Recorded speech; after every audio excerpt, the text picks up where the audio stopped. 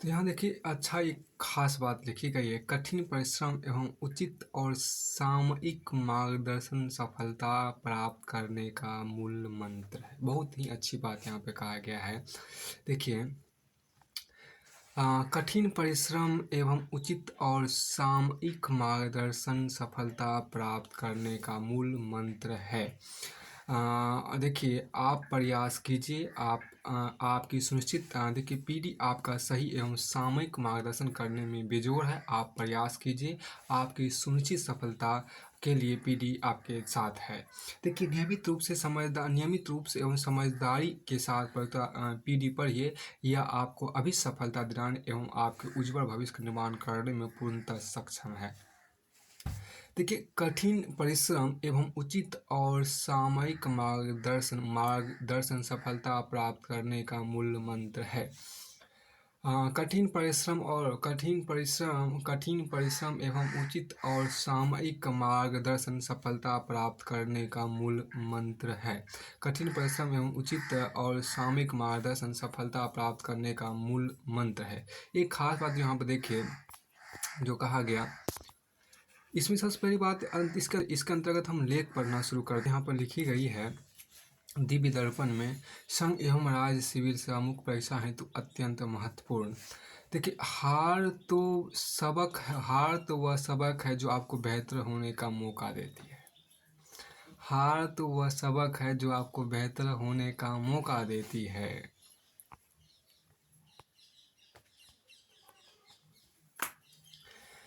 देखिए सवाल इस बात की, देखिए बहुत अच्छी बात कही गई है, हार तो वह सबक है जो आपको बेहतर होने का मौका देती है।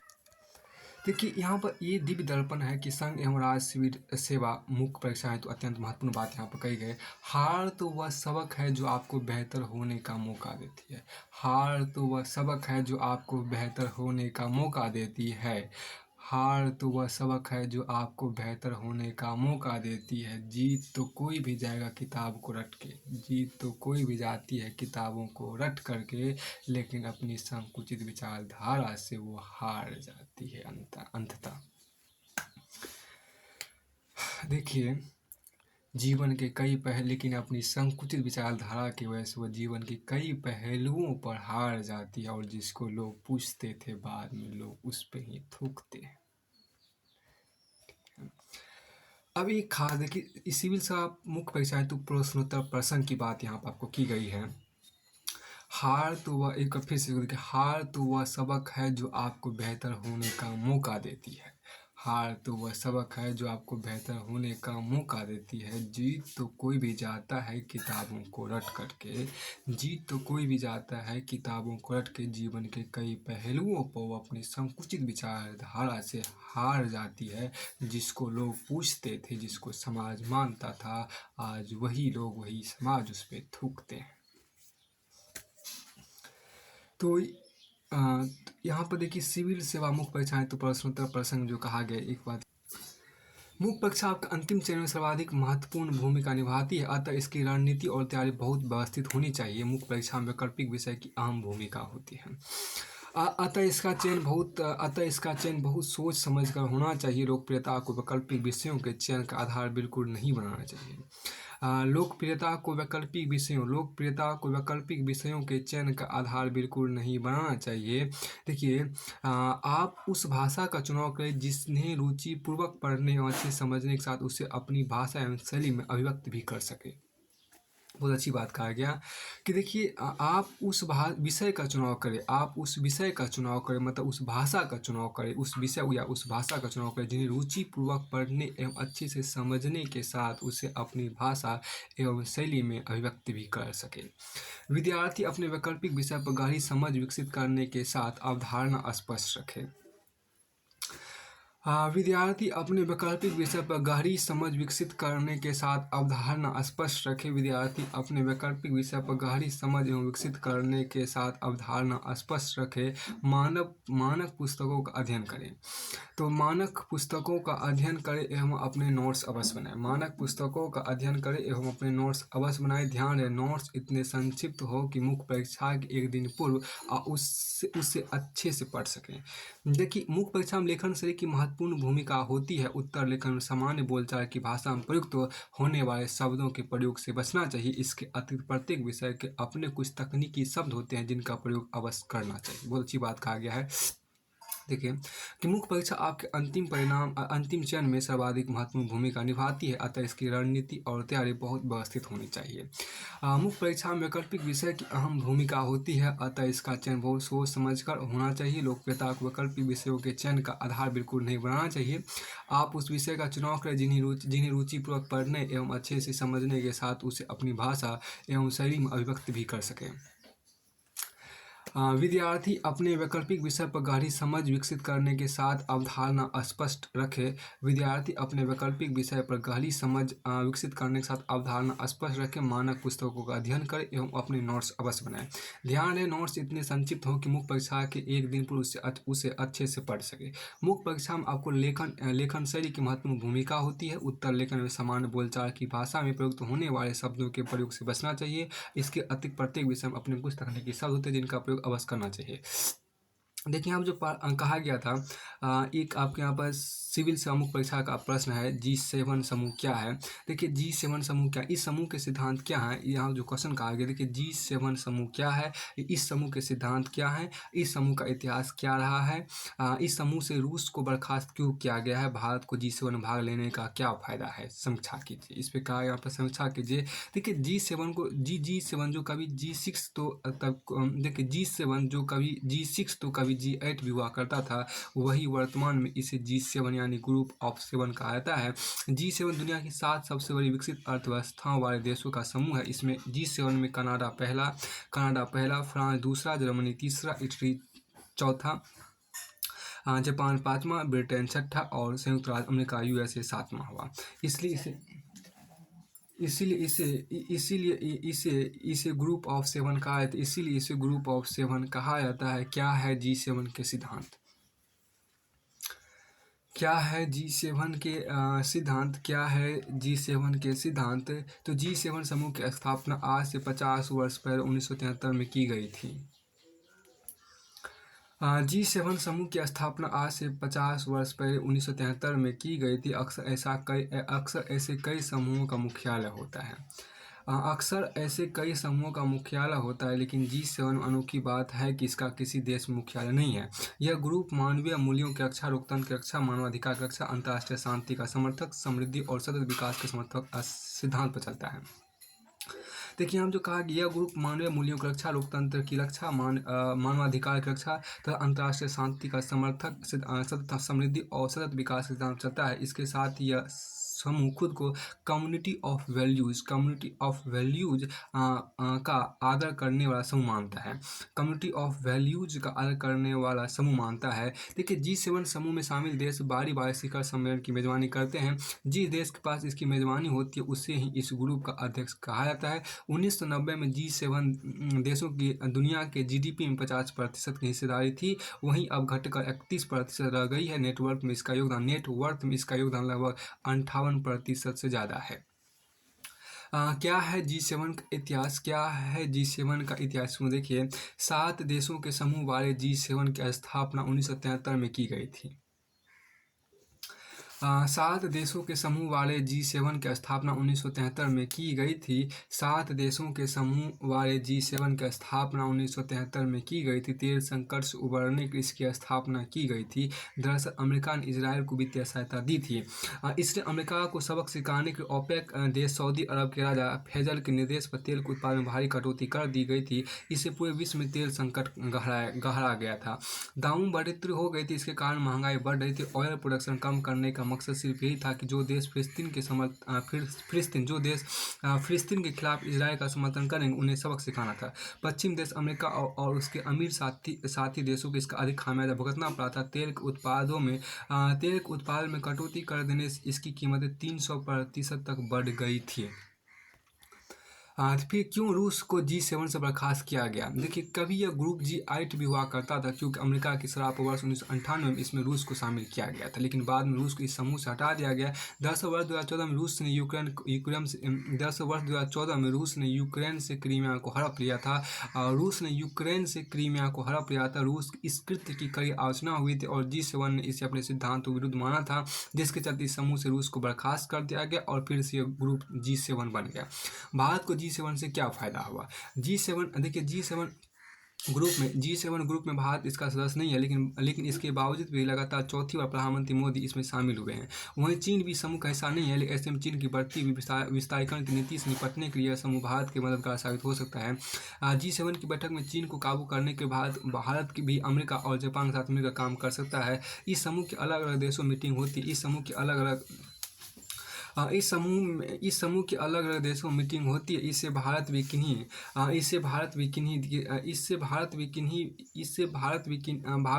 भी किसी मुद्दे पर वैसे भारत किसी भी मुद्दे पर अपनी बात रख सकता है। इसमें शामिल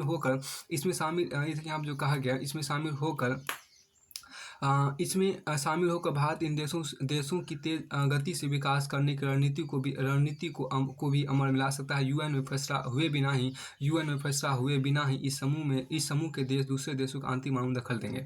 यूएन में फैसला हुए बिना ही इस समूह के देश दूसरे देशों के आंतरिक मामलों में दखल देंगे तो भारत इससे सहमत नहीं है। वो गेस्ट के रूप में भारत को बुलाते हैं तो इन मामलों में हम अपना पक्ष रखते हैं। वह गेस्ट के रूप में भारत को बुलाते हैं तो इन मामलों में हम अपना पक्ष रख सकते हैं। अब देखिए, पर्यावरण और पारिस्थितिकी संबंधित क्वेश्चन है, ये आपको सिविल सम्मुख परीक्षा का आपको है कि जैव विविधता दिवस मनाए जाने का ऐतिहासिक महत्व क्या है? जैव विविधता दिवस मनाए जाने का ऐतिहासिक तत्व क्या है? इस दिवस के मनाए जाने के उद्देश्य संरक्षण की आवश्यकता क्यों है? देखिए, संयुक्त राष्ट्र महासभा United Nation General and Assembly UNGA ने वर्ष 1993 में आपको जैव विविधता के मुद्दों पर समझ और जागरूक बढ़ाने हेतु 22 मई को अंतर्राष्ट्रीय जैव विविधता दिवस IDBI के रूप में घोषित किया। देखिए, यहाँ पर वर्ष 2011-20 की अवधि को UNGA द्वारा संयुक्त राष्ट्र यूनाइटेड नेशन के जैव विविधता दशक के रूप में घोषित किया गया, ताकि जैव विविधता एक रणनीतिक योजना के कार्यान्वयन को बढ़ावा दिया जा सके। साथ ही प्रकृति के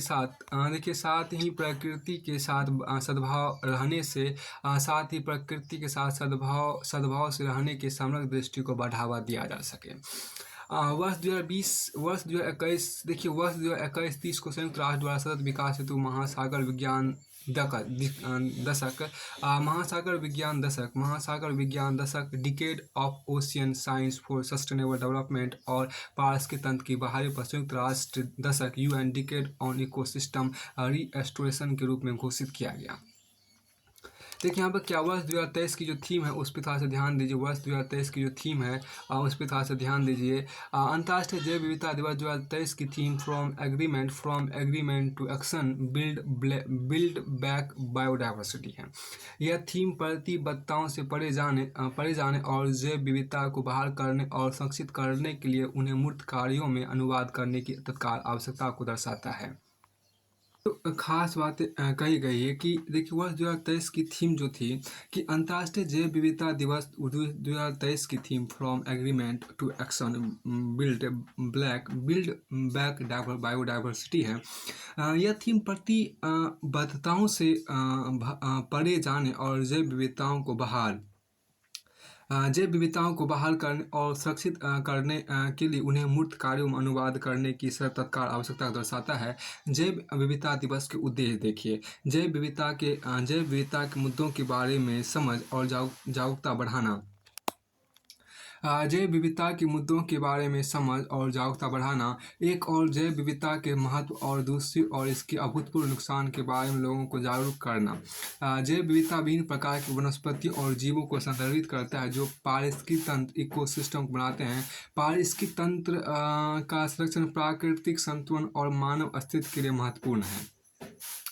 जैव विविधता संरक्षण की आवश्यकता है। जैव विविधता संरक्षण की आवश्यकता है। जैव विविधता के संरक्षण से पारिस्थितिकी तंत्र की उत्पादकता में बढ़ोतरी होती है, जहाँ प्रत्येक प्रजाति चाहे वह कितनी ही छोटी क्यों ना हो, सभी की महत्वपूर्ण भूमिका होती है। पौधे की देखिए यहाँ पर जैव विविधता के संरक्षण से पारिस्थितिकी जैव विविधता के संरक्षण से पारिस्थितिकी तंत्र की उत्पादकता में बढ़ोतरी होती है। जैव विविधता के संरक्षण से पारिस्थितिकी तंत्र की उत्पादकता में बढ़ोतरी होती है, जहाँ प्रत्येक प्रजाति चाहे वह कितनी ही छोटी क्यों ना हो, सभी की महत्वपूर्ण भूमिका होती है। पौधों की प्रजातियों की एक बड़ी संख्या के होने का अर्थ है फसलों की अधिक विविधता, फसलों की अधिक विविधता, अधिक प्रजाति विविधता सभी जीवन रूपों की प्राकृतिक स्थिरता सुनिश्चित करती है। सुनिश्चित करती है। जैव विविधता के संरक्षण हेतु देखिए, जैव विविधता के संरक्षण हेतु वैश्विक स्तर पर संरक्षण किया जाना चाहिए। जैव विविधता के संरक्षण हेतु वैश्विक स्तर पर संरक्षण किया जाना चाहिए। जैव विविधता के संरक्षण हेतु वैश्विक स्तर पर संरक्षण किया जाना चाहिए, ताकि खाद्य श्रृंखलाएं बनी रहे। खाद्य श्रृंखला में गड़बड़ी पूरे पारिस्थितिकी तंत्र को प्रभावित कर सकती है। तो सिविल सेवा प्रारंभिक परीक्षा 2011 में देखिए आप जो पूछा गया था कि प्रश्न जैव विविधता निम्नलिखित माध्यमों द्वारा मानव मस्तिष्क का आधार बनी हुई है। प्रश्न यहाँ पर है जैव विविधता निम्नलिखित माध्यमों या माध्यमों द्वारा मानव अस्तित्व का आधार बनी हुई है। पहला ऑप्शन आपके यहाँ पर मृदा निर्माण, दूसरा ऑप्शन आपके यहाँ पर है मृदा अपरदन की रोकथाम, और तीसरा आपका अपशिष्ट का पुनर्चक्रण, और चौथा है शस्य परागण। इसमें आपको ये देखिए कि डी नंबर आपको जो 1 2 3 4 निम्नलिखित कोटों का आधार पर सही उत्तर चुनिए। तो सही उत्तर आपको यहाँ पर 1 2 3 4 मतलब सभी है। 1 2 3 4 सभी आपके यहाँ पर है। इसमें देखिए मृदा अपर मतलब जैव विविधता जो है निम्नलिखित माध्यमों द्वारा मानव अस्तित्व का आधार बनी हुई। तो पहला देखिए जैव विविधता जो मृदा निर्माण की वजह से भी मानव अस्तित्व का आधार बनी हुई है, मृदा अपरदन की रोकथाम की वजह से भी बनी हुई है, और अपशिष्ट की पुनर्चक्रण की वजह से बनी हुई है, और शस्य परागण की वजह से भी बनी, अर्थात चारों की वजह से बनी हुई है। अब स्पष्टीकरण इस बात को देखिए। देखिए 1992 में यहाँ पर जो खास बातें की गई है, 1992 में रियो डी जेनेरियो में आयोजित पृथ्वी सम्मेलन अपनाए गए जैव विविधता की मानक परिभाषा के अनुसार जैव विविधता समस्त स्रोतों यथा अंतर क्षेत्रीय, स्थलीय, समुद्री एवं अन्य जलीय पारिस्थितिक तंत्रों के जीवों के मध्य अंतर, और साथ ही उन सभी पारिस्थितिकी समूह जिनके ये भाग हैं में पाए जाने वाली विविधताएं हैं। इसमें एक प्रजाति के अंदर पाए जाने वाली विविधता विभिन्न जातियों के मध्य विविधता तथा पारिस्थितिक विविधता सम्मिलित है। इसमें एक प्रजाति के अंदर पाए जाने वाली विविधता विभिन्न प्रजातियों के मध्य देखिए इसमें एक प्रजाति के अंदर पाए जाने वाली विविधता विभिन्न जातियों के मध्य विविधता तथा पारिस्थितिक विविधता सम्मिलित है। जैव विविधता मृदा निर्माण देखिए जैव विविधता मृदा निर्माण, मृदा अपरदन की रोकथाम, अपशिष्ट का पुनर्चक्रण तथा शस्य परागण द्वारा मानव मस्तिष्क का आधार है। भारतीय अर्थव्यवस्था देखिए सिविल सेवा मुख्य परीक्षा के अंतर्गत देखिए विमुद्रीकरण जिसको नोटबंदी बोलते हैं, देखिए विमुद्रीकरण नोटबंदी क्या है। 2000 रुपये नोट जारी करने का उद्देश्य क्या रहा है। सर्कुलेशन में कमी या 2000 रुपये लाए जाने का उद्देश्य पूरा हुआ है। सरकार ने क्लीन नोट पॉलिसी के कारण ऐसा फैसला लिया है, विवेचना कीजिए। देखिए विमुद्रीकरण की जो बात यहाँ पर कही गई, मतलब जिसको डिमोनेटाइजेशन बोलते हैं, जिसे हम नोटबंदी नाम जानते हैं, एक आर्थिक गतिविधि है जिसके अंतर्गत सरकार पुरानी मुद्रा को समाप्त या बंद कर देती है और नई मुद्रा को चालू करती है। देखिए जब कालाधन भ्रष्टाचार नकली नोट बढ़ जाता है और अर्थव्यवस्था के खतरा बढ़ जाता है, तो इसे दूर करने के लिए इस विधि का प्रयोग किया जाता है। आतंकवादी गतिविधियों पर अंकुश लगाने के लिए सरकार विमुद्रीकरण का फैसला लेती है। देखिए जिसके पास काला धन होता है वे उसके बदले में नई मुद्रा लेने का साहस नहीं जुटा पाते और काला धन स्वयं ही नष्ट हो जाता है। इसका प्रयोग 8 नवंबर 2016 को भारत के प्रधानमंत्री आदरणीय मोदी ने किया। इस दिन से पुराने 500 रुपये और 1000 रुपये की मुद्रा बंद कर दी गई और नई मुद्रा लाई गई। फिर आपको आगे यहाँ पर कहा गया कि भारतीय रिजर्व बैंक RBI ने 19 मई 2023 को 2000 रुपये के नोट को सर्कुलेशन से बाहर करने का ऐलान किया। हालांकि इसका मतलब यह नहीं कि 2000 रुपये के नोट की वैधता समाप्त हो गई। फिलहाल 30 सितंबर 2023 तक ये नोट चलते रहेंगे या नोट 30 सितंबर तक बैंकों में वापस लिए जा सकेंगे। देखिए 2023 के नोट 2000 के नोट को जारी करने का उद्देश्य, आरबीआई नवंबर 2016 में 2000 का नोट जारी किया था। इस नोट को आरबीआई कानून 1934 की धारा 24A के तहत जारी किया गया। सरकार ने यह फैसला इसलिए लिया था कि ताकि उस समय बाजार में मौजूद 500 और 1000 रुपये की जो करेंसी नोटबंदी के तहत हटाई गई तो उसकी अर्थव्यवस्था पर पड़ने वाले असर को कम किया जा सके। देखिए यहाँ पर नोट की पूरी, देखिए नोट की पूरी हो चुकी समय सीमा, देखिए नोट की पूरी हो चुकी समय सीमा आपको कहते हैं। नोट की पूरी हो चुकी समय सीमा आरबीआई के मुताबिक 2000 के करीब 89% नोट, आरबीआई के मुताबिक 2000 के करीब 89% नोट मार्च 2017 से पहले ही जारी हो गए थे। सरकार का कहना था कि सरकार का कहना है कि ये नोट 4 से 5 वर्ष तक अस्तित्व में रहने की उनकी सीमा पार कर चुके हैं या पार करने वाले हैं। ये भी एक बड़ी वजह है कि जिसकी वजह से 2000 के नोट को सरकार ने बैन करने का फैसला किया है। देखिए नोट के सर्कुलेशन में कमी, 31 मार्च 2018 को 6.73 लाख करोड़ के नोट बाजार के सर्कुलेशन में थे, यानी मार्केट में मौजूद कुल नोटों की हिस्सेदारी का 37.3% थी। 31 मार्च 2023 के आंकड़ा घटकर 3.62 लाख करोड़ रह गया, यानी चरण में मौजूद कुल नोटों में से 2000 के नोटों की संग हिस्सेदारी सिर्फ 10.8% ही रह गई। देखिए यहाँ पे जो कहा गया 2000 के नोट, 2000 यहाँ पे जो कहा गया 2000 के नोट लाने का उद्देश्य पूरा हुआ। जब नोटबंदी हुई थी तब जब नोटबंदी हुई थी तब सरकार 2000 के नोट लाई थी। नोटबंदी में 500 और 1000 के नोट को बंद कर दिया गया था। बाजार में उतारने के बाद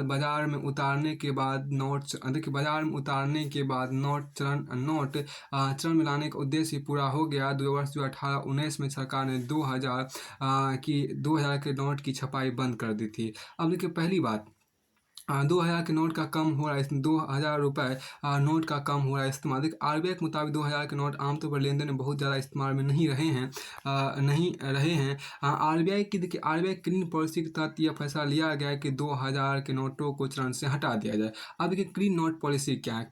आरबीआई क्लीन नोट पॉलिसी के अंतर्गत 2000 के नोट वापस ले लिए गए हैं। 1999 में शुरू की गई आरबीआई की इस नीति का उद्देश्य अच्छी गुणवत्ता वाले करेंसी नोट और सिक्के उपलब्ध कराना है, जबकि गंदे नोटों को चलन से बाहर कर दिया जाता है। रिजर्व बैंक ने तब बैंकों को निर्देश दिया था कि वे जनता को केवल अच्छी गुणवत्ता वाले स्वच्छ नोट जारी करें और गंदे नोटों को अपने काउंटरों पर रिसाइकिल करने से बचें। देखिए यहाँ पर जो कहा गया कि इसके लिए कई अन्य कदम उठाए गए, जिसमें बैंकों को नोट पैकेटों को स्टेपलिंग को खत्म करने और पैकेटों को पेपर या पॉलिथीन बैग के साथ बैंडिंग करने का निर्देश देना शामिल है, ताकि करेंसी नोट का जीवन बढ़ाया जा सके। लोगों ने यह भी आग्रह किया कि वे करेंसी नोटों पर ना लिखे लोगों से यह भी आग्रह किया गया कि वे करेंसी नोटों पर ना लिखे। बैंकों को गंदे और कटे फटे नोटों को बदलने के लिए सुविधाएं प्रदान करने का निर्देश दिया गया। अब एक मुख्य प्रश्न देखिए, यहाँ फिर से देखिए क्या कि सिविल सेवा प्रारंभिक परीक्षा के यहाँ प्रश्न है कि भारत में पहली बार नोटबंदी किस वर्ष हुई थी। भारत में पहली बार जो नोटबंदी थी वह किस वर्ष हुई थी। तो यहाँ पर देखिए जो कहा गया वो आपको पहली बार भारत में नोटबंदी 1946 ईस्वी में आपको हुई थी। तो भारत में पहली बार जो नोटबंदी आपको हुई थी वह 1946 ईस्वी में आपको हुई थी। अब देखिए पहली बार 1946 में आपको नोटबंदी हुई थी। देश में पहली बार नोटबंदी ब्रिटिश हुकूमत ने 12 जनवरी 1946 को भारत के वायसराय और governor general sir Archibald weber ने उच्च मूल्य वाले बैंक नोट बंद करने का अध्यादेश प्रस्तावित किया था। इसके साथ ही 26 जनवरी रात 12 बजे के बाद से 500 और 1000 और 10,000 के उच्च मूल्य वर्ग के नोट अमान्य हो गए थे। अब देखिए दूसरी 1978 में हुई थी नोटबंदी। दूसरी 1978 नोट देखिए 16 जनवरी 1978 को जनता पार्टी नेतृत्व वाली सरकार ने कालेधन को खत्म करने 1000, 5000 और 10,000 के नोटों को बंद कर दिया था। नोटों को आपको बंद कर दिया था। उस समय मोरारजी देसाई सरकार में वित्त मंत्री HM पटेल थे, जबकि पूर्व प्रधानमंत्री मनमोहन सिंह वित्त सचिव थे। तीसरी बार हुई नोटबंदी। मोदी सरकार ने 8 नवंबर 2016 को देश में तीसरी बार नोटबंदी की। इस दौरान सरकार ने 500 रुपये और 1000 रुपये के नोटों को डिमोनेटाइज करने का ऐलान किया था। इस घोषणा के साथ ही 500 रुपये, 1000 रुपये के नोट बंद कर 2000 का नया नोट जारी किया गया था। अब देखिए भारतीय इतिहास की बात हमें आप करते हैं, जिसको बोलते हैं सिविल सेवा मुख्य परीक्षा की बात करते हैं। क्या गांधी जी के अपरिग्रह व्रत का पालन करने से, अब सिविल सम्मुख परीक्षा के यहाँ प्रश्न है, क्या गांधी जी के अपरिग्रह व्रत का पालन करने से समाज में विषमता को दूर किया जा सकता है? अपने तर्क के साथ विश्लेषण कीजिए। देखिए, महावीर स्वामी ने अपने अनुयायियों को पंचव्रत का पालन करने की सलाह दी थी, जिसमें शामिल 5 व्रत हैं। पहला है अहिंसा, दूसरा अपरिग्रह, तीसरा है असत्य और चौथा है अस्त्य अस्त्य अस्त्य और पांचवा आपका ब्रह्मचर्य। अर्थात जैन धर्म के 5 महाव्रतों से अपरिग्रह भी शामिल है। अपरिग्रह का सरल अर्थ है एकत्रित न करना। महात्मा गांधी ने महावीर जैन के पंचतंत्र से अपरिग्रह का सिद्धांत लिया। गांधी जी ने इसका व्यापक अर्थ में लिया है। देखिए, अपरिग्रह व्रत के सिद्धांत की, देखिए यहाँ पर क्या अपरिग्रह व्रत के सिद्धांत की प्रमुख विशेषताएं निम्नलिखित है। व्यक्ति को उतनी ही संपदा एकत्रित व्यक्ति को उतनी ही संपदा व्यक्ति को उतनी ही संपदा एकत्रित करनी चाहिए जितनी व्यक्ति की आवश्यकताओं की पूर्ति के लिए अनिवार्य हो। अपनी आवश्यकताओं से अधिक संपदा के संग्रहण अनैतिक रूप से गलत है। किसी विचार, व्यक्ति या वस्तु के प्रति आसक्ति ना हो। देखिए, किसी विचार, व्यक्ति या वस्तु के प्रति आसक्ति ना होना। निरंतर श्रम करते हुए ही समाज से कुछ लेना, श्रम किए बिना निरंतर श्रम करते हुए ही समाज से कुछ लेना, श्रम किए बिना किसी चीज़ पर हक न जताना, जीवन की अनिवार्यताओं के अलावा जो कुछ भी है उसका प्रयोग समाज के हित में करना। देखिए, अपरिग्रह संबंधित निम्नलिखित मूल्य ऐसे तरह के रूप में स्थापित करते हैं जो समाज में समानता की स्थापना करने में सहायक हैं। जैसे समाज में संसाधन सीमित होते हैं और यदि ये संसाधन कुछ ही व्यक्तियों तक सीमित हो जाए तो समाज में विषमता बढ़ेगी। यदि प्रत्येक व्यक्ति उतना ही रखे जितना उसकी जरूरत हो, तो अन्य व्यक्ति भी अभावग्रस्त नहीं होंगे और सभी संतुष्टिपूर्ण जीवन जी सकेंगे, जिससे धीरे धीरे समाज में समानता बढ़ेगी। अपनी आवश्यकताओं से अधिक संग्रह की प्रवृत्ति अर्थात अपरिग्रह की भावना व्यक्ति की स्वार्थ लिप्सा को बढ़ाती है और व्यक्ति भोगवादी होता जाता है। ऐसे में अपरिग्रह का व्रत व्यक्ति को सीमित एवं नियंत्रित उपभोग की प्रेरणा देता है, जिससे समाज में अन्य व्यक्तियों को भी उपभोग के लिए वस्तुओं की प्राप्ति होती है, जिससे विषमता कम होती है। इसमें देखिए, एक यहाँ पर जो टेबल बनाया गया उसको देखिए, यहाँ पर ये जो आपको ग्राफ बनाया गया है। देखिए, महावीर स्वामी ने 5 व्रत दिया, जिसमें पहला व्रत था अहिंसा, दूसरा सत्य और तीसरा अपरिग्रह और चौथा ब्रह्मचर्य और पांचवा अस्थायी था। देखिए, आप इसमें अर्थ समझिए। अपरिग्रह जो था, अपरिग्रह मतलब एकत्रित ना करना होता है, और ये महात्मा बुद्ध, डॉक्टर APJ और अब्दुल कलाम ने भी दिया। देखिए, गांधी जी के व्यापक शब्दों में आवश्यकताओं के अनुरूप संपदा एकत्रित करना, अधिक संपदा का संग्रह नैतिक रूप से गलत होता है। किसी विचार, व्यक्ति या वस्तु के प्रति आसक्ति नहीं होना। किसी विचार, व्यक्ति या वस्तु के प्रति आसक्ति न होना, बिना श्रम किसी चीज़ का हक न जताना, जीवन की अनिवार्यताओं के अलावा समाज में संसाधन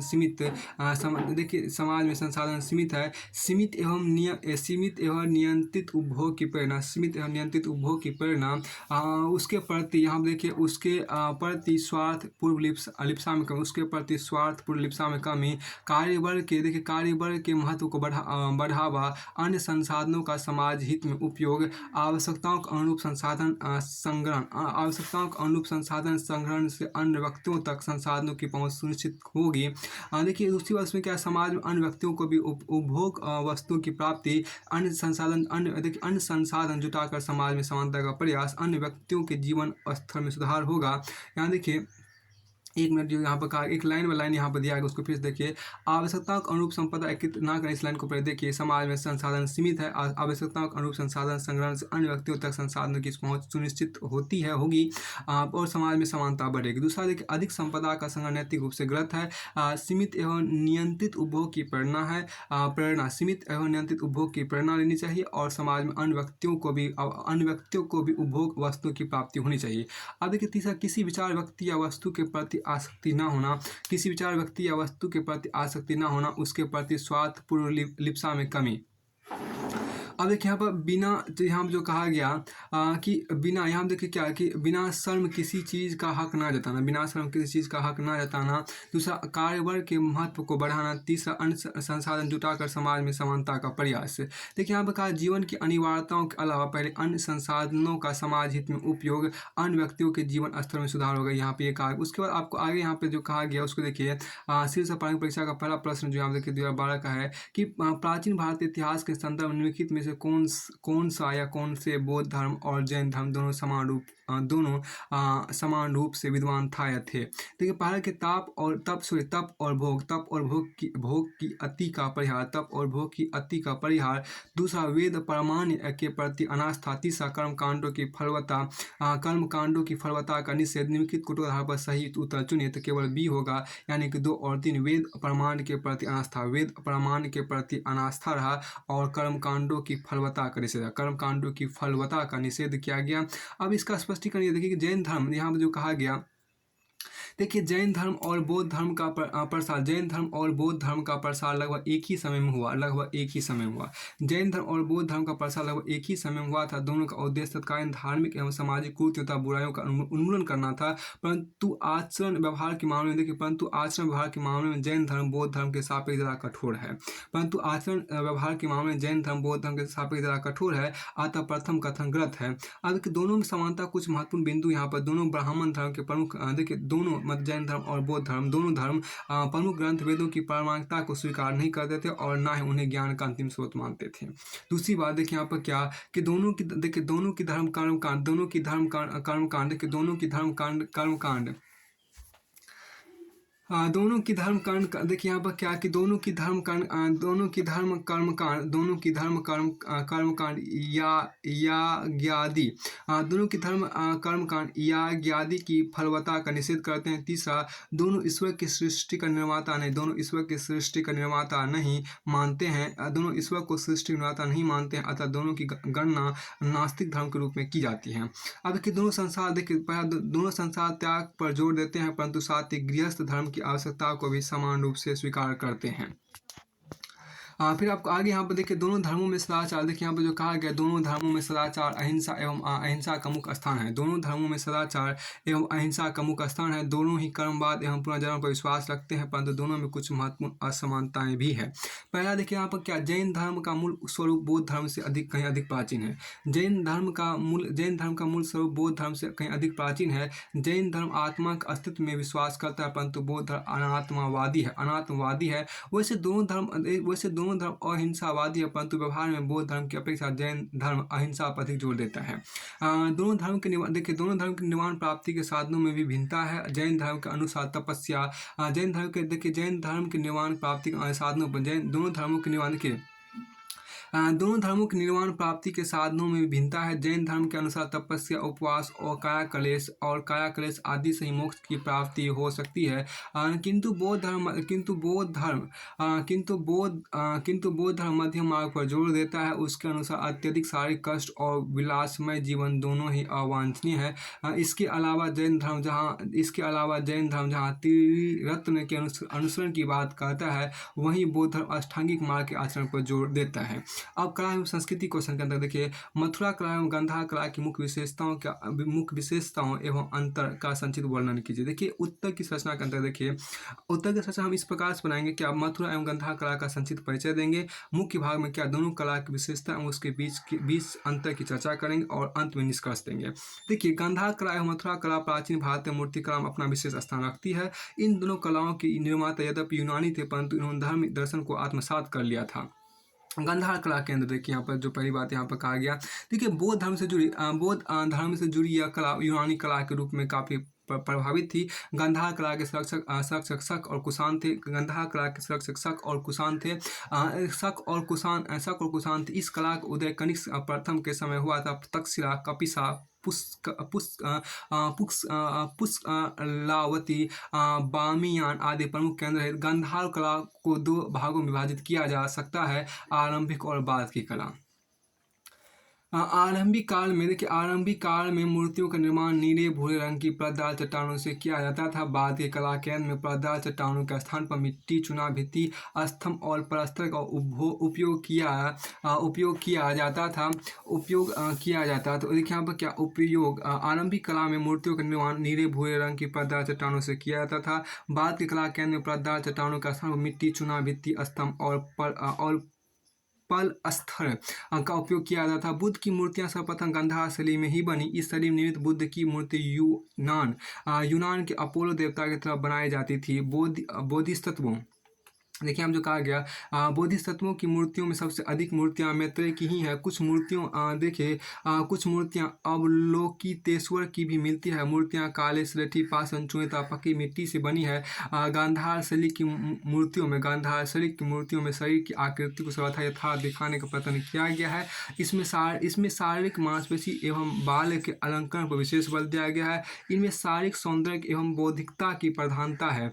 बौद्ध मूर्तियों को अतिरिक्त गांधार शैली की कुछ देवी मूर्तियां भी मिलती है। इनमें देवी रोमा की मूर्ति विशिष्ट है। हिंदू देवी देवताओं की मूर्तियों में पांचिक, हारिति, कुबेर, इंद्र, ब्रह्मा, सूर्य आदि का चित्रण इस कला में मिलता है। हारिति को इस क्षेत्र देखिए, हारिति को इस क्षेत्र में मातृ देवी के रूप में पूजा जाता था तथा मध्य प्रदेश के देवता कुबेर अथवा वैष्णव को ही गांधार में पांचिक कहा जाता था। किंतु बौद्ध धर्म से संबंधित मूर्तियों को अतिरिक्त अन्य मूर्तियां बहुत कम संख्या में पाई गई हैं। देखिए मथुरा कला केंद्र की बात यहाँ पर की गई है। मथुरा कला केंद्र देखिए, भारतीय मूर्ति कला के रूप में मथुरा कला शैली का विशेष महत्व है। मौर्य काल में देखिए हम जो कहा गया कि भारतीय मूर्ति कला के रूप में मथुरा कला शैली का विशेष महत्व है। मौर्य काल में विकसित हुई इस शैली के मूर्तिकारों ने विभिन्न देशी परंपराओं के सम्मिश्रण से इस कला शैली को जन्म दिया। सेवक, यज्ञ, पशु पक्षी के साथ कुबेर की पूजा, वृक्ष तथा पुष्प, कलिकाएं और बोधिसत्व की पूजा के दृश्यों के माध्यम से इसे भली भांति समझा जा सकता है। मथुरा कला शैली का संबंध बौद्ध, जैन एवं ब्राह्मण हिंदू 3 धर्मों से है। इस कला के अंदर विविध प्रकार के शिल्प प्रस्तुत किए और बौद्ध, जैन तथा ब्राह्मण धर्म के अनुयायियों के लिए मूर्तियां बनाई। मथुरा कला की एक खास विशेषता यह है कि अफगानिस्तान की तरह इसमें भी कुषाण काल के राजा और सामंतों की मूर्तियां बनाई गई है। मथुरा कला में स्थानीय रूप से लाल बलुआ पत्थर का उपयोग होता है। इस कला के अंदर की एक अन्य विशेषता यह है कि इसमें पवित्र खंभों पर जीवन के विभिन्न पहलुओं का चित्रांकन किया गया है। देखिए यहाँ पर कहीं जंगल का चित्र जहाँ स्त्री और पुरुष फूल चुन रहे हैं, महिलाएं सास के साथ खेल रही है, या चिड़ियों को दाना चुगा रही है, तथा फुलवारी और सरोवर में कीड़ा कर रही है। देखिए यहाँ पर जो कहा गया उसको इसमें जो आपको कहा, इसमें देखिए क्या गांधार कला था मथुरा कला में अंतर की बात की गई। इसमें यहाँ पर जो आपको है, देखिए पहला जो मथुरा कला का अंतर आपको यह है कि यह आदर्शवादी कला, मथुरा कला आपको आदर्शवादी कला है, जबकि गांधार कला यथार्थवादी कला है। और मथुरा कला आध्यात्मिकता की भावना देने की कोशिश की गई है, जबकि गांधार कला शारीरिक विवरणों की शुद्धता पर बल, विशेषकर मांस, त्वचा और मुद्दों का चित्रांकन मिलता है। जबकि गांधार कला में शारीरिक विवरणों की शुद्धता पर बल, विशेषकर मांस, त्वचा और मुद्दों का चित्रांकन मिलता है। और मथुरा कला भारतीय कला है। गांधार कला जो यूनानी और रोमन कला से प्रभावित है। मथुरा कला में चिन्हित लाल पत्थर का उपयोग हुआ है। और गांधार कला में नीले परतदार चट्टान तथा काले पत्थर का उपयोग हुआ है। मथुरा कला के सर्वप्रथम संरक्षक कुषाण थे। और गांधार कला के संरक्षक शक और कुषाण थे। तो यहाँ पर देखिए क्या सिविल सेवा प्रारंभिक परीक्षा के क्वेश्चन आपके यहाँ पर है क्या कि गांधार कला शैली एक संश्लेषण है। गांधार कला शैली एक संश्लेषण है। तो पहला आपको ऑप्शन है आपके यहाँ पर देखिए कि भारत तथा फारसी कला का, दूसरा आपको ऑप्शन है भारत तथा चीनी कला का, तीसरा आपके यहाँ पर भारत तथा तुर्की अफगानी कला का, और चौथा ऑप्शन है कि भारत तथा यूनानी कला का। देखिए संश्लेषण का मतलब होता है मिश्रण, यहाँ पर इसका ये अर्थ लिया गया है। तो गांधार कला शैली जो है वो आपको भारत तथा यूनानी कला का एक मिश्रण है, एक संश्लेषण है। इसका स्पष्टीकरण हम ये कहेंगे कि पश्चिमी एशिया के साथ संपर्क बढ़ने का उत्तर भारत के नगरों में यूनानी मूर्ति कला को प्रवेश मिला। गांधार प्रदेश के भारतीय कलाकारों की मूर्ति कला की इस शैली में दिलचस्पी बढ़ी और इससे प्रभावित भी हुई। और इससे वे प्रभावित भी हुए।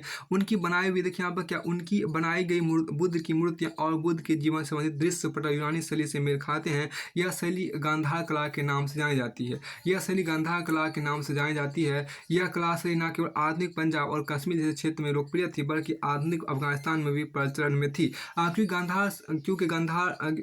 गांधार शैली की कला के अनेक अवशेष वहाँ मिले हैं। केस स्टडी की बात करते हैं। पहले देखिए, राम कृपाल सिंह एक युवा IPS अधिकारी हैं। कारागार देखिए यहाँ पर क्या है कि कारागार अध्यक्ष के रूप में उसकी नियुक्ति एक ऐसे कारागृह में होती है जहाँ कुछ प्रभावी राजनेता एवं बाहुबली अपराधी सजा काटते हैं। अपना कार्यभार संभालते हैं राम कृपाल सिंह, पता चलता है कि इस कारागृह में राजनेता तथा अपराधियों के VVIP सुविधाएं दी जा रही है तथा कारागार एक प्रकार से उनके लिए होटल जैसी सुविधाएं प्रदान कर रहा है।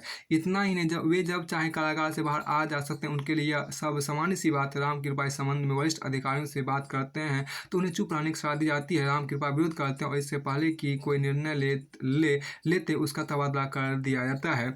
अब देखिए, पहला यहाँ पर ऑप्शन ए में, उपयुक्त केस स्टडी के संदर्भ में देश के कारागृह की अनियमितताएं पर संक्षिप्त टिप्पणी करें।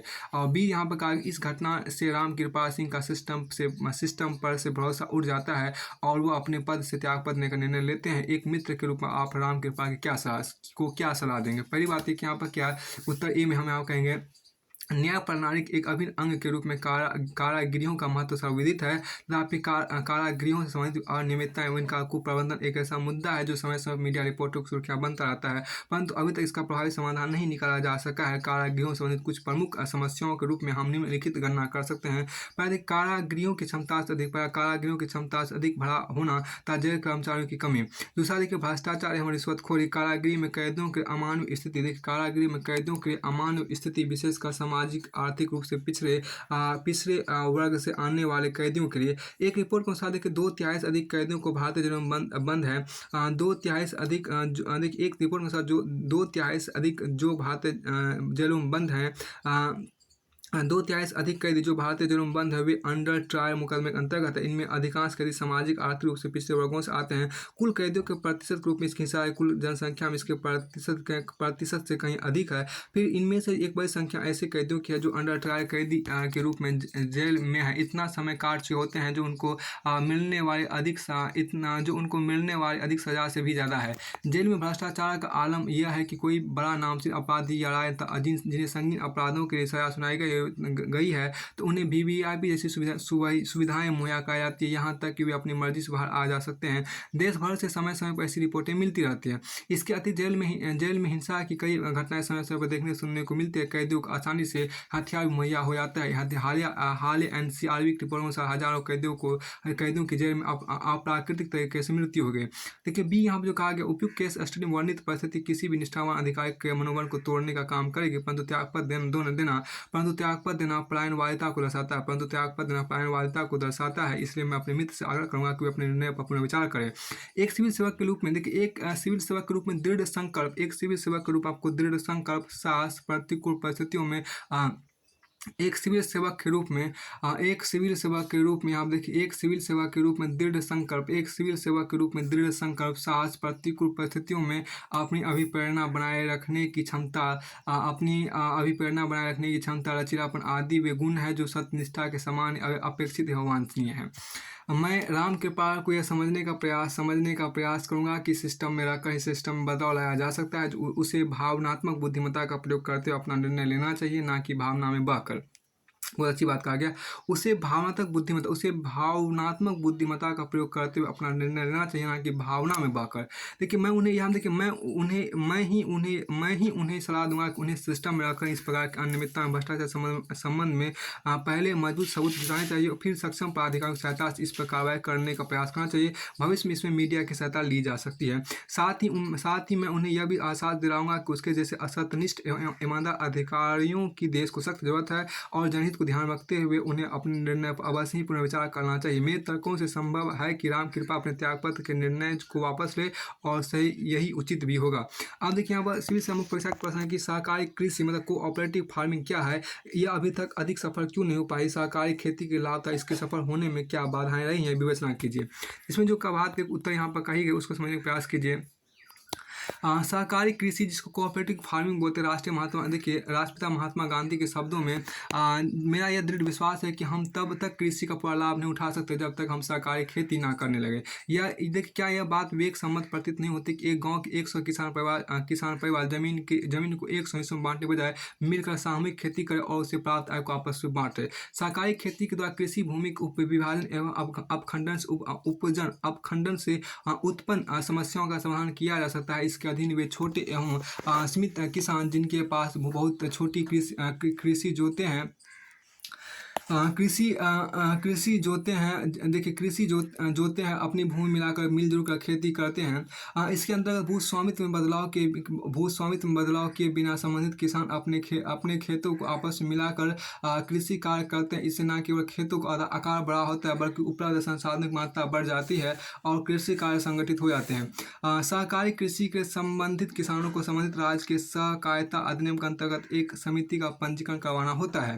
भारत में कुल जोतों की संख्या के लगभग 80 से 90% जोतों का औसत आकार लगभग 2 हेक्टेयर से भी कम है। इससे कृषि पर अधिक कुशलतापूर्वक कार्य नहीं किया जा सकता। ऐसे में यदि किसान अपने संसाधनों एवं कृषि भूमि को मिलाकर एक साथ सहकारी कृषि करते हैं तो उन्हें कृषि क्षेत्र में बड़े पैमाने पर कृषि उत्पादन द्वारा अधिक लाभ प्राप्त हो सकता है। भारत में सहकारी कृषि अधिक सफल नहीं हो सकी। भारत के कुल कृषिगत क्षेत्रफल के लगभग 10% से भी कम भाग पर सहकारी कृषि की जाती है और बहुत ही कम लगभग 2% किसान सहकारी कृषि से जुड़े हुए हैं।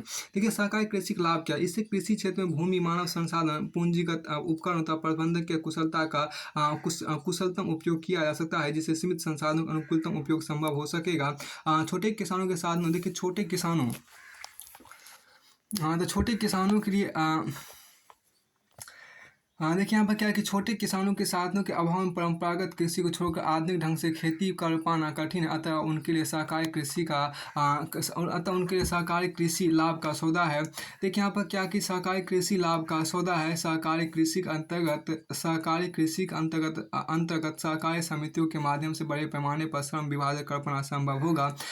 समिति के कुछ सदस्यों को खेती से हटाकर सिंचाई की सुविधाओं के निर्माण तथा आधारभूत संरचना के दूसरे अंगों के विकास में लगाया जा सकता है, जिससे कार्य का विभाजन विशिष्टता के आधार पर किया जा सकेगा।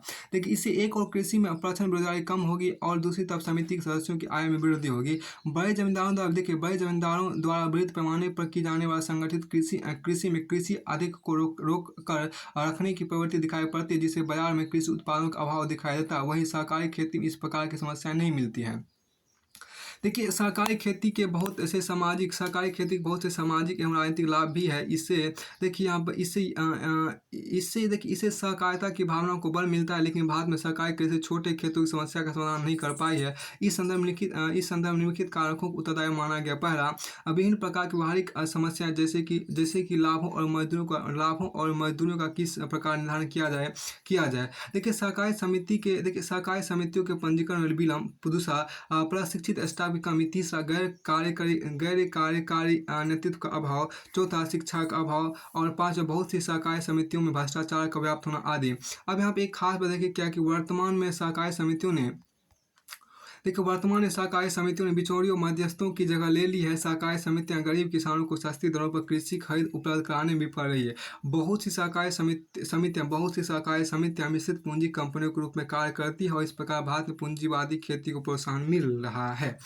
अब यहाँ देखिए सिविल सेवा प्रारंभिक परीक्षा 2020 के यहाँ पे प्रश्न है कि किसान क्रेडिट कार्ड योजना के अंतर्गत निम्नलिखित में से किन किन उद्देश्यों के लिए कृषकों को अल्पकालीन ऋण समर्थन उपलब्ध कराया जाता है। इसमें देखिए पहला कि फार्म परिस्थितियों के रखरखाव हेतु कार्यशील पूंजी के लिए कंबाइन कटाई। हम देखिए आंसर जो हम यहाँ पर कर सकते हैं, देखिए ऑप्शन यहाँ पर ये। दूसरा ऑप्शन है आपके कंबाइन कटाई मशीनों, ट्रैक्टरों एवं मिनी ट्रकों के क्रय के लिए। तीसरा देखिए फार्म परिवारों की उपभोग आवश्यकताओं के लिए। चौथा, फसल कटाई के बाद खर्चों के लिए। पांचवा, परिवार के लिए घर निर्माण तथा गाँव में शीतगार सुविधा की स्थापना के लिए। नीचे दिए कूट का प्रयोग कर सही उत्तर चुनिए। यहाँ पर कहेंगे बी नंबर का जो कूट है वो सही है, केवल 1, 3 और 4। एक में यहाँ पर कहा गया क्या परिसंपत्तियों के रखरखाव हेतु कार्यशील पूंजी का फार्म परिस्थितियों तो फार्म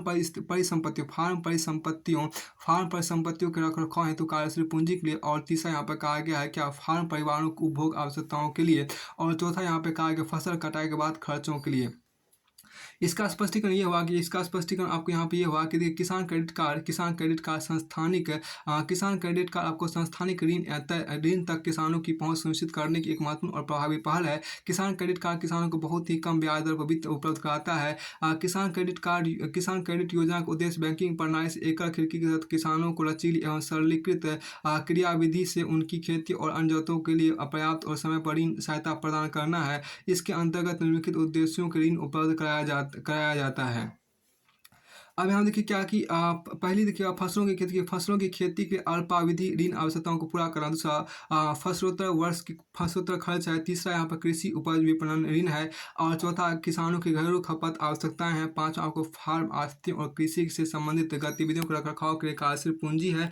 और पांचवा किसान और संबंध गतिविधियों के निवेश क्रेडिट की आवश्यकताएं हैं। देखिए सिविल प्रमुख परीक्षा की बात यहाँ पर की गई है। स्वतंत्रता के पश्चात शुरू किए गए आर्थिक नियोजन के उद्देश्य और उपलब्धियों की संरचनात्मक व्याख्या कीजिए। इसमें कहा है कि नियोजन एक प्रक्रिया है जिसमें आर्थिक गतिविधियों से संबंधित कार्य योजनाओं को सुव्यवस्थित तरीके से क्रियान्वित की जाती है। भारत में आर्थिक नियोजन के उद्देश्य की बात की गई कि क्षेत्रीय विकास के माध्यम से क्षेत्रीय असमानता को कम करना और संसाधनों का कुशलतम उपयोग हेतु संसाधन प्रबंधन पर जोर देना और कार्यशैली में सुधार करना होता है। बेरोजगारी में कमी एवं गरीबी में कमी करते हुए आर्थिक विकास को बढ़ावा देना होता है। सामाजिक और आर्थिक आत्मनिर्भरता को प्राप्त करना है। अर्थव्यवस्था का आधुनिकीकरण करना है। और देखिए अर्थव्यवस्था का आधुनिकीकरण करना है और उसका जीवन स्तर वृद्धि और परिवार नियोजन को बढ़ावा देना है। आर्थिक नियोजन को उपलब्धियां देखिए क्या आर्थिक नियोजन कारण राष्ट्रीय आय और प्रति व्यक्ति आय में वृद्धि हुई है। हरित क्रांति तथा श्वेत क्रांति कारण कृषि क्षेत्र का विकास हुआ है। आय प्रतिस्थापन कारण आयात में कमी हुई है। निर्यात सतत रूप से बढ़ रही है जो बढ़ रहा है बढ़ा है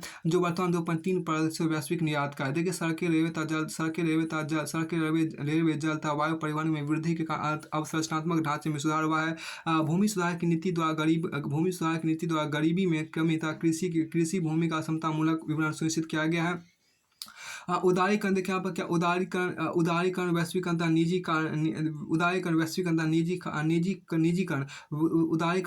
निजीकरण की नीति द्वारा निर्यात विविधीकरण को बढ़ावा और विदेशी मुद्रा भंडार में वृद्धि हुई है। विद्वान समीक्षा देखिए क्या आपका विश्व असमानता रिपोर्ट 2022 के अंतर्गत राष्ट्रीय आय का 22% शीर्ष 1% जनसंख्या के पास है जो आर्थिक असमानता दर्शाता है। देश में 21% जनसंख्या गरीब है और बेरोजगारी दर बढ़ रही है।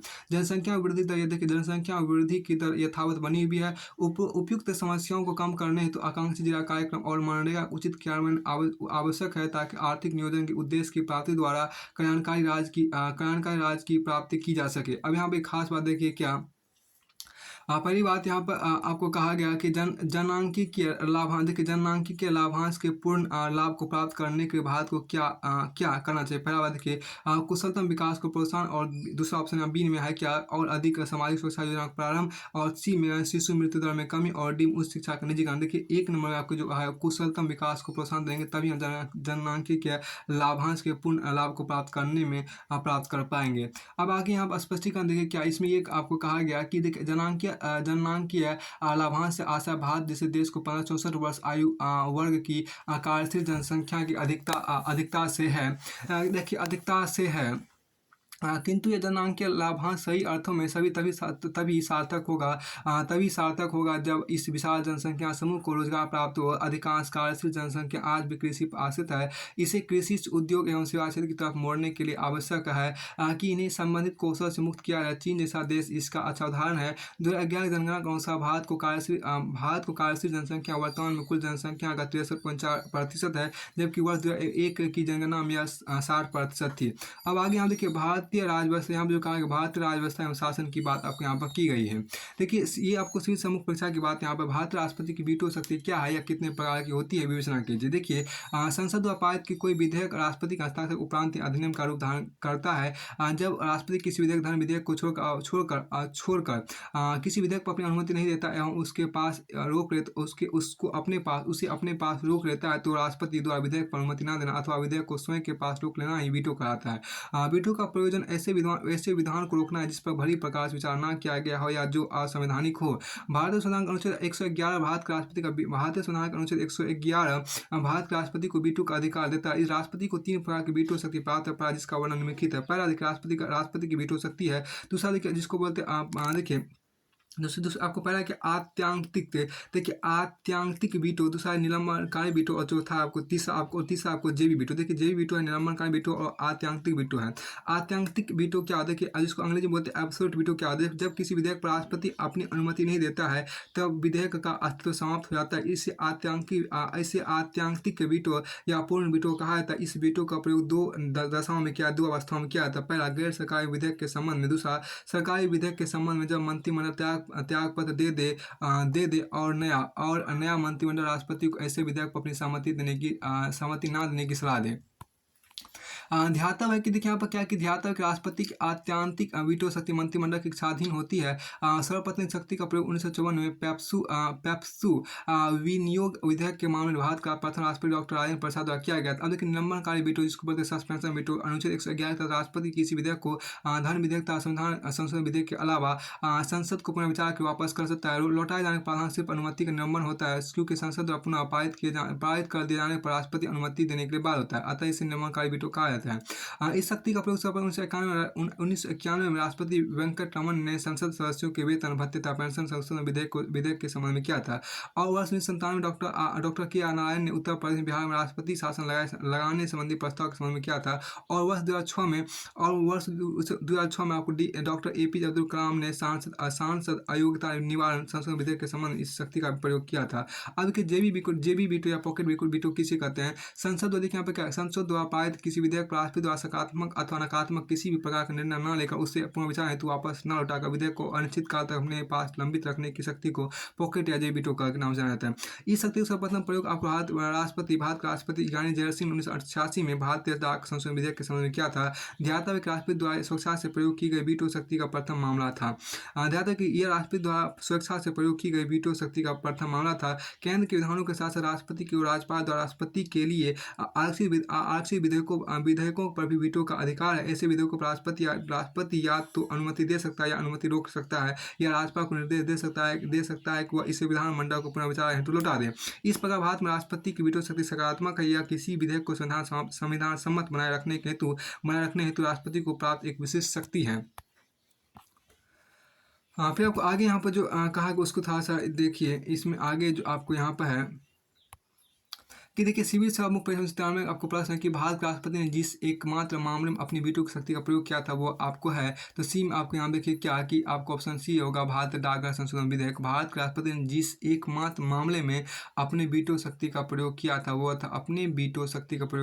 था भारतीय डाकघर संशोधन विधेयक। देखिए पेप्सू विनियोग विधेयक के मामले में डॉक्टर 1954 में राष्ट्रपति डॉक्टर राजेंद्र प्रसाद ने आत्यांकिक एब्सोल्यूट वीटो का प्रयोग किया था, जबकि 1986 में राष्ट्रपति ज्ञानी जैल सिंह ने भारतीय डाकघर संशोधन विधेयक पर पॉकेट वीटो का प्रयोग किया था।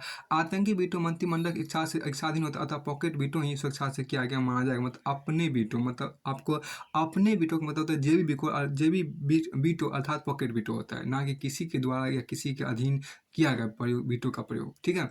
अब किसी भी मुख्य परीक्षा के मामले सूचना का अधिकार क्या है या किस प्रकार सरकार के कामकाज में पारदर्शिता ला सकता है। देखिए सूचना का अधिकार का अर्थ सरकार के अभिलेखों को सार्वजनिक प्रशिक्षण हेतु खोलना है, जिससे कि नागरिकों को सरकार कार्यों की जानकारी मिल सके, इससे शासन में पारदर्शिता, जवाबदेही एवं भागीदारी बढ़ती है। देखिए सूचना का, देखिए यहाँ पर क्या कि सूचना का अधिकार अधिनियम वर्ष 2005 और नियमित देखिए सूचना का अधिकार अधिनियम वर्ष 2005 में अधिनियमित किया गया था। कुछ अपवादों को छोड़कर सूचना की सुगमता व्यापक है। देखिए पहले देखिए सूचना का अधिकार के अंतर्गत क्या आपको यहाँ इसमें कहा गया कि कानून द्वारा नियमित सरकार एवं इसके द्वारा वित्त पोषित संस्थाएं अधिकार क्षेत्र में सूचना न देने पर दंडात्मक विधान है, और सरकार अभिलेखों का सार्वजनिक परीक्षण होगा। शासन में पारदर्शिता बढ़ेगी और भागीदारी, जवाबदेही और पुनर्निर्माण में वृद्धि होगी। अब देखिए पारदर्शिता क्यों? परिवार देखिए निर्णय निर्माण कार्य के ढंग एवं निर्णय की प्रभावता में जनता की भागीदारी, तो जनता को अपने अधिकारों की जानकारी होती है। दंडात्मक विधान का प्रावधान होता है, सूचना को नेट पर अपलोड करना होता है। जन सहभागिता होता है। भ्रष्टाचार एवं लाभप्रदता में कमी होती है। समय से कार्यों का निष्पादन होता है। अब इस प्रकार सूचना का अधिकार सरकार के कामकाज में पारदर्शिता लाकर भारतीय संविधान में वर्णित जन कल्याण एवं मूल्य संकल्पना को साकार करने में अत्यंत ही महत्वपूर्ण भूमिका निभा रही है या निभा रहा है। देखिए आपके यहाँ पर मुख्य परीक्षा है कि निम्नलिखित कथनों में से सही कथन का चयन कीजिए। यहाँ पर जो कहा गया है कि राज्य मुख्य सूचना आयुक्त एवं सूचना आयुक्त 5 वर्ष या 65 वर्ष की आयु जो भी पहले होता वहीं तक ही कार्यरत रह सकते हैं। दूसरा ऑप्शन यहाँ पर देखिए कहा गया कि मुख्य सूचना आयुक्त को पुनः नियुक्ति नहीं किया जा सकता है, लेकिन सूचना आयुक्त को मुख्य सूचना आयुक्त के पद पर नियुक्त किया जा सकता है। मुख्य सूचना आयुक्त एवं सूचना आयुक्त अपनी मर्जी से 5 वर्ष की निर्धारित अवधि से पूर्व अपना त्यागपत्र राज्यपाल को सौंप सकते हैं। राज्यपाल मुख्य सूचना आयुक्त एवं सूचना आयुक्त को सूचना आयुक्त को कदाचार का दोषी पाए जाने पर हटा सकता है। अब इसमें देखिए आंसर जो डी 1, 2, 3, 4 सभी सही है। देखिए अर्थात राज्य मुख्य सूचना आयुक्त एवं सूचना आयुक्त 5 वर्ष या 65 वर्ष की आयु जो भी पहले हो तब तक ही कार्यरत रह सकते हैं, और मुख्य सूचना आयुक्त को पुनः नियुक्त नहीं किया जा सकता है, लेकिन सूचना आयुक्त को मुख्य सूचना आयुक्त के पद पर नियुक्त किया जा सकता है। और तीसरी बात देखिए, मुख्य सूचना आयुक्त एवं सूचना आयुक्त अपनी मर्जी से 5 वर्ष की निर्धारित अवधि से पूर्व अपना त्यागपत्र राज्यपाल को सौंप सकते हैं। और चौथा आपको देखिए, राज्यपाल मुख्य सूचना आयुक्त एवं सूचना आयुक्त को कदाचार का दोषी पाए जाने पर हटा सकता है। अब एक खास देखिए स्पष्टीकरण की बात यहाँ पर की गई है। क्या अमेरिका के तीसरे राष्ट्रपति थॉमस जेफरसन के अनुसार सूचना लोकतंत्र की मुद्रा होती है। सूचना लोकतंत्र की मुद्रा होती है एवं किसी भी जीवंत सभ्य समाज के उद्भव और विकास में महत्वपूर्ण भूमिका अदा करती है। राज्य सूचना आयोग में देखिए, राज्य सूचना आयोग में एक मुख्य सूचना आयुक्त और 10 राज्य सूचना आयुक्त होती है, जिसकी नियुक्ति एक समिति की सिफारिश के बाद राज्यपाल द्वारा की जाती है। इस समिति का अध्यक्ष आपको मुख्यमंत्री होता है। इसमें राज्य विधानसभा के नेता, प्रतिपक्ष और मुख्यमंत्री द्वारा नामित राज्य का एक कैबिनेट मंत्री शामिल होता है। इस पद पर नियुक्त होने वाले व्यक्ति को सार्वजनिक जीवन में श्रेष्ठ व्यक्ति होना चाहिए और उसके पास लाभ का कोई अन्य पद नहीं होना चाहिए, ताकि वह किसी भी राजनीतिक दल के साथ किसी व्यापार या किसी पेशे से जुड़ा हुआ नहीं होना चाहिए। राज्य के मुख्य सूचना आयुक्त और राज्य सूचना आयुक्त के पास 5 वर्ष की अवधि या 65 वर्ष की आयु जो भी पहले हो तक अपने पद पर बने रह सकते हैं। वे पुनः नियुक्त के पात्र नहीं होते। यदि कोई उचित आधार मिलता है तो राज्य सूचना आयोग किसी भी मामले में जांच का आदेश दे सकता है। अब देखिए, विज्ञान एवं प्रौद्योगिकी की बात की गई है कि नार्को टेस्ट क्या है या क्यों किया जाता है, इस टेस्ट को करवाने में क्या खतरे हैं। देखिए, नार्को टेस्ट एक ऐसी प्रक्रिया जिसके जरिए इंसान को ट्रूथ सीरम दिया जाता है। इसका मतलब एक खास तरह इंजेक्शन दिया जाता है जिसमें इंसान अपनी सोचने की प्रक्रिया को खत्म कर देता है, वह बिल्कुल शून्य हो जाता है। हालांकि इस सीरम के कई साइड इफेक्ट भी होते हैं। इसे देने के लिए एक्सपर्ट की टीम और डॉक्टर्स की टीम की मौजूदगी अनिवार्य है। कमजोर या मानसिक रूप से कमजोर लोगों का यह टेस्ट नहीं किया जाता है। सीरम लगने के बाद शख्स से सवाल किया जाता है। सीरम लगने के बाद शख्स से सवाल किया जाता है। अपनी फोटोग्राफी और वीडियोग्राफी होती है। अपनी फोटोग्राफी और वीडियोग्राफी होता है। क्यों किया जाता है नार्को टेस्ट? कई अपराध कर मुकर जाते हैं, ऐसे पुलिस या जांच एजेंसियों में नार्को टेस्ट करवाई जाती है ताकि अपराधी कोर्ट को गुमराह ना कर सके और लोगों को सच्चाई पता चल सके। नार्को टेस्ट एक तरह का एनेस्थीसिया होता है जिससे आरोपी ना पूरी तरह होश में आता है और ना ही बेहोश होता है। देखिए यहाँ पर क्या है कि नार्को एक तरह का एनेस्थीसिया होता है जिसमें आरोपी ना पूरी तरह से होश में होता है और ना ही बेहोश होता है। नार्को टेस्ट के कई प्रक्रियाओं से गुजरना पड़ता है। नार्को टेस्ट इस टेस्ट को करते समय बेहद सावधानी बरतनी होती है। थोड़ी सी लापरवाही हुई तो व्यक्ति की जान जा सकती है, वह कोमा में जा सकता है। दुनिया भर के देशों में कानूनी मंजूरी मिलने के बाद इस टेस्ट को कराने की इजाज़त है। तो यहाँ देखिए, ये जो चीज़ें था ये को काफ़ी बेहतरीन आपको यहाँ पर लगा। ये जो चीज़ें थी काफ़ी बेहतरीन आपको थी, इससे काफ़ी हम जानकारी की तो वृद्धि हुई ही बड़ी, लेकिन इस साथ में ये भी सीखने को मिला कि प्रश्न उत्तर को कैसे लिखा जाए, उसको कैसे हल किया जाए, शब्दों के किस तरह से अर्थ बदल जाते हैं एक प्रश्न के रूप में, एक उच्च स्तर के प्रश्न के रूप में और एक आम प्रश्न के रूप में। देखिए, इस बारे में कहा, हार तो वह सबक है जो आपको बेहतर होने का मौका देती है। हार तो वह सबक है जो आपको बेहतर होने का मौका देती है। मूल शायरी हम इसको इस तरह से जोड़ सकते हैं। हार तो वह सबक है जो आपको बेहतर होने का मौका देती है। किताबें रट करके जीत तो कोई भी जाती है। किताबें रट करके जीत तो कोई भी जाती है। जो समाज और व्यक्ति पहले उसको पूछता है। इस बात को इतना महत्व। देखिए, परीक्षा इसलिए नहीं ली जाती है कि आप उसमें से कितने अंक प्राप्त करते हैं, बल्कि इसलिए ली जाती है कि आप उस मुमकिन कार्य को करने में कितने सक्षम हैं या फिर आपकी काबिलियत क्या है। बहुत अच्छी बात कहा गया है। परीक्षा इसलिए नहीं ली जाती है कि आप उसमें ऐसे कितने अंक प्राप्त करते हैं, बल्कि इसलिए ली जाती है कि आप उस मुमकिन कार्य को करने में कितने सक्षम हैं या फिर आपकी काबिलियत क्या है। परीक्षा इसलिए नहीं ली जाती है कि आप उसमें से कितने अंक प्राप्त करते हैं, बल्कि इसलिए ली जाती है कि आप उस मुमकिन कार्य को करने में कितने सक्षम हैं या फिर आपकी काबिलियत क्या है। देखिए यहाँ पर क्या है कि इस बात को थोड़ा सा समझिए। प्रारंभिक परीक्षा शीर्ष परीक्षा चयन का प्रक्रिया का प्रथम पड़ाव है जहाँ वस्तुनिष्ठ प्रकृति के अध्ययन के 2 प्रश्न होते हैं। समान अध्ययन पेपर 1 और दूसरा होता है समान अध्ययन पेपर 2 आता है। समान अध्ययन पेपर 2 को सीसेट कहते हैं। समान अध्ययन पेपर 2 को सीसेट कहा जाता है। देखिए, समान अध्ययन पहले की बात करते हैं। समान अध्ययन का पाठ्यक्रम व्यापक होने का इसकी तैयारी से पूर्व देखिए, समान अध्ययन पाठ्यक्रम व्यापक होने के कारण इसकी तैयारी से पूर्व सुनियोजित रणनीति बनाना आवश्यक है, ताकि समयबद्ध तरीके से प्रत्येक विषय को निपटाया जा सके। प्रायः कितना पढ़ना है सभी जानते हैं, किंतु कैसे और क्या पढ़ना है यही विद्यार्थी चूक कर बैठते हैं। विद्यार्थी प्रत्येक विषय की एक मानक पाठ्य पुस्तक से अपनी तैयारी प्रारंभ करते हैं और साथ ही साथ संघ लोक सेवा आयोग की द्वारा विगत वर्षों उस विषय से संबंधित प्रश्नों का भी अवलोकन करते चलिए, ताकि आप सुनिश्चित कर सकें कि आपकी तैयारी सही दिशा में चल रही है और इस दिशा के महत्वपूर्ण अंक कौन से हैं जो कई बार पूछे जा चुके हैं। देखिए, यहाँ पर जो कहा गया है, समान अध्ययन का पाठ्यक्रम व्यापक होने का इसकी तैयारी से पूर्व सुनियोजित समान अध्ययन पेपर 1 की बात हो रही है, मतलब ये जीएस पे इकोनॉमिक्स हिस्ट्री की बात हो रही है।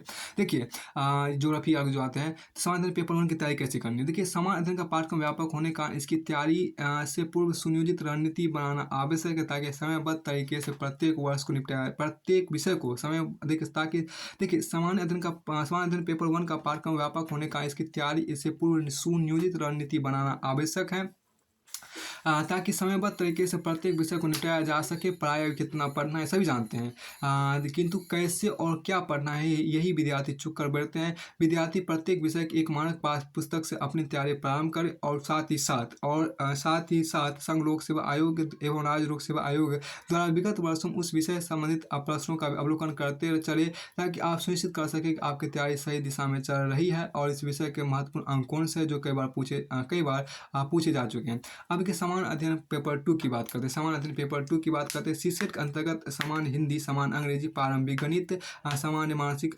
योग्यता, तार्किक और विश्लेषणात्मक क्षमता, अंत व्यक्ति कौशल से संबंधित प्रश्न पूछे जाते हैं। इस प्रश्न पत्र निरंतर अभ्यास से कमियों को दूर करके अच्छे अंक प्राप्त किए जा सकते हैं। सीसेट के प्रश्न पत्र से आप बिल्कुल भी ना घबराएं, बस अपनी कमियों को पहचान उन पर नियमित अभ्यास करें और प्रश्न पत्र हल करते समय उन प्रश्नों को पहले हल करें जिन पर कम समय लग रहा हो, तथा सामान्य गलतियां करने से बचें, ताकि आप अधिकतम अंक प्राप्त कर सकें। सिविल सेवा मुख्य परीक्षा सर्वाधिक महत्वपूर्ण है, क्योंकि इससे अंक अभ्यर्थी के चयन और रैंक में बहुत महत्वपूर्ण होते हैं, क्योंकि इसके अंक जो होते हैं अभ्यर्थी के चयन और रैंक में बहुत महत्वपूर्ण होते हैं। इसके लिए प्रश्नों को लिख कर लगातार अभ्यास करना चाहिए। कम पुस्तकों का अध्ययन किंतु सारग्रामित अध्ययन होना चाहिए। उत्तर प्रस्तुतिकरण के समय अभ्यर्थियों को तुलनात्मक